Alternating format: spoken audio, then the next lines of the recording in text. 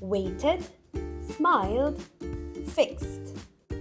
The suffix ed is primarily used to denote the past tense of verbs, but the amazing thing is, it makes three sounds: t, d, and d.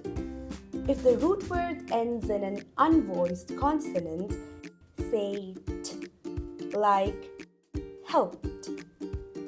If the root word ends in a voiced consonant, say d, like lived. And if the root word ends in t or d, say it, like ended. Follow for more videos.